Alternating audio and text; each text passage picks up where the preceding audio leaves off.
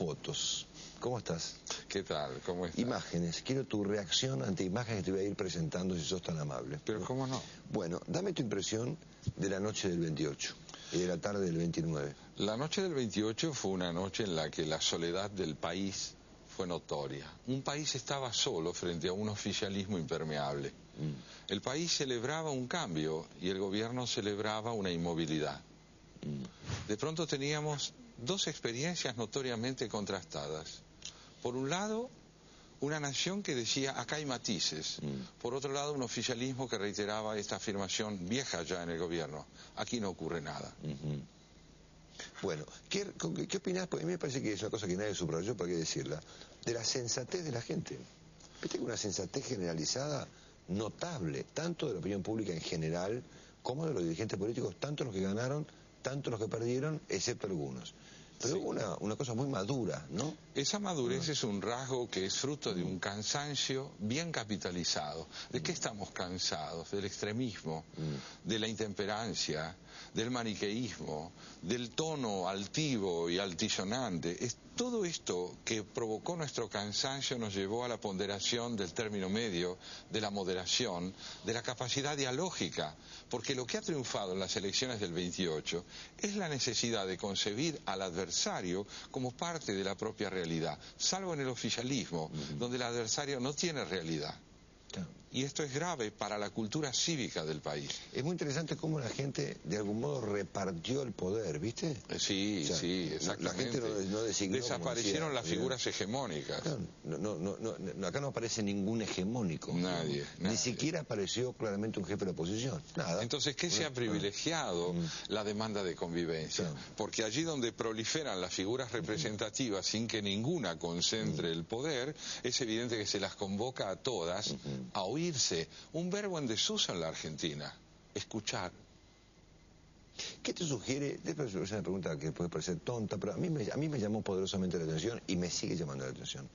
Que tanto el expresidente Kirchner como la presidenta de la República no mencionen por su nombre a ningún opositor. Si no hay opositores. Desde el punto de vista oficialista, este traspié se mide en términos de insignificancia. Se jugaba aparentemente en el proceso, en el torneo electoral, algo decisivo, el caos o el orden. Transcurridas las elecciones y habiendo ganado la oposición, ¿qué impera ahora? La intrascendencia. Ha vencido la intrascendencia, de ella no vamos a hablar. El oficialismo no tiene registro de lo que sucede porque es insensible a su experiencia. Y cuando se es insensible a la propia experiencia es porque se está acantonado en la soberbia.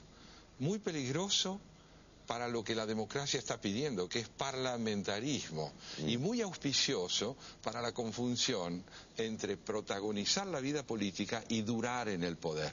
El gobierno quiere durar en el poder porque no sabe protagonizar la vida política. Y acá estás planteando, Santiago, una potencial, digamos, crisis entre un poder que no escucha, que no advierte, que no reconoce, digamos, y una sociedad que ha resuelto repartir el poder en un montón de tipos, desde Francisco de Narváez hasta el propio Kirchner, ¿no es cierto?, que va al Congreso, y desde Julio Cobos hasta Hermes Wiener, y desde Pino Solanas hasta Gabriel Michetti, y les dijo, señores, conversen y arreglen este lío.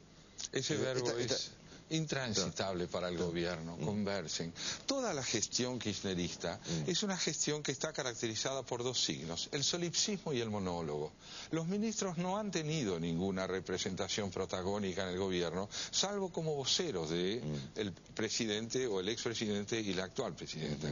Entonces, la demanda popular es precisamente a una experiencia que trasciende, a mi modo de ver, los recursos subjetivos del poder, que es la capacidad de convivir en el diálogo y matizar el propio poder reconociendo la presencia de otras perspectivas. Estamos ante una crisis cultural de la política si miramos al oficialismo y ante una vitalidad espléndida de la ciudadanía si miramos hacia la pluralidad que ella misma generó con su voto. No, sin duda.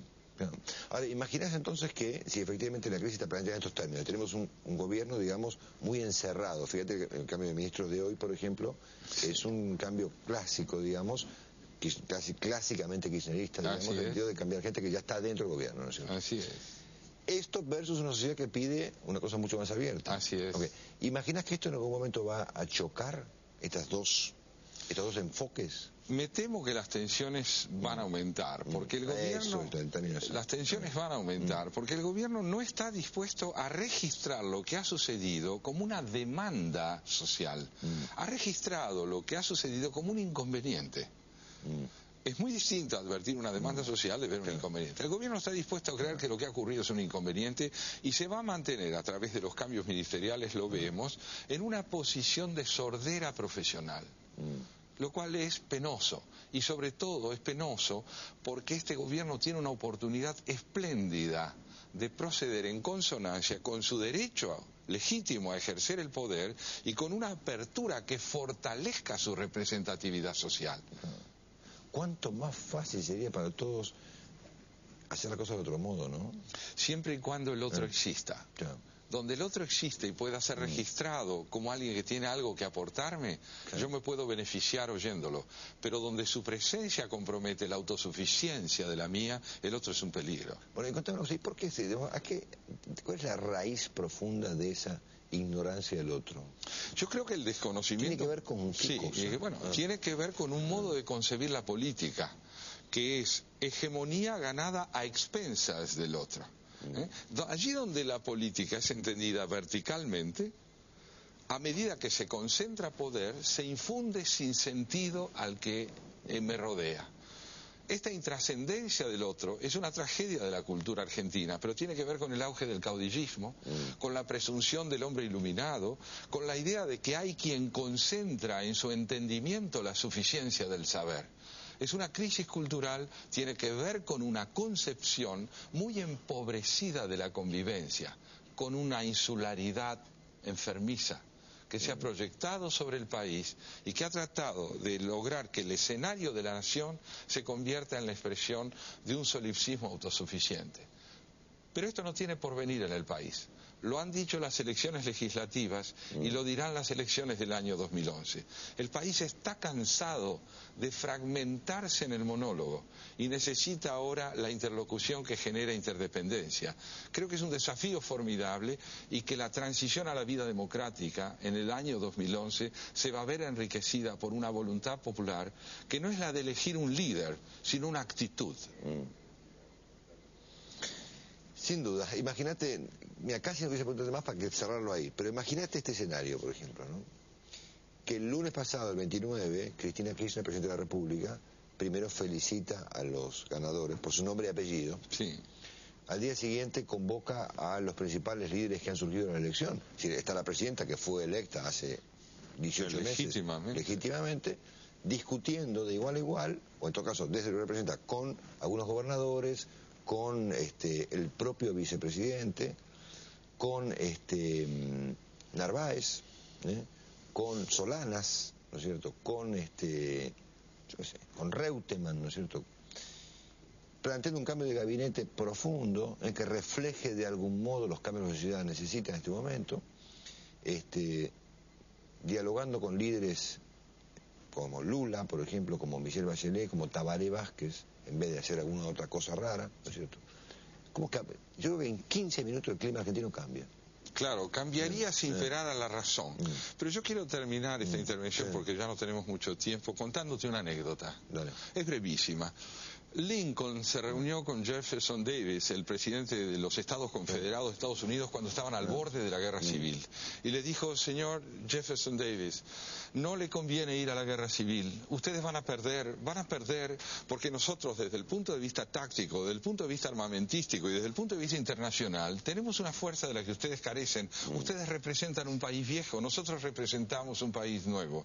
Jefferson Davis le respondió: señor presidente Lincoln, usted tiene razón, pero es lo único que tiene. ¿Me contás el cuento del rey desnudo antes de irte? Ah, sí, es el cuento de Hans Christian Andersen. Es un cuento maravilloso. Resulta que el rey, o el monarca de una ciudad imaginaria, quería vestir unas ropas ejemplares y no podía encontrarlas, ninguna le satisfacía, y entonces decidió aparecer desnudo ante la imposibilidad de vestir lo que deseaba. Pero eso sí, Toda su corte tenía una orden estricta. Debían elogiar las ropas imaginarias que él tenía puestas. De modo que no hubo nadie en toda la corte que al verlo desnudo no cesara de decirle: señor rey, realmente lo que usted viste es admirable. Esto se llama obsecuencia. Pero cuando la obsecuencia devora la percepción de quien debe tener sentido común, no es solo el poder ejecutivo el que se ve empobrecido, es una expectativa nacional, que es la de ver a su presidenta enriquecida por la experiencia que debió haber vivido. Santiago, un gusto y un lujo escucharte. Gracias por estar aquí esta noche. Ya volvemos.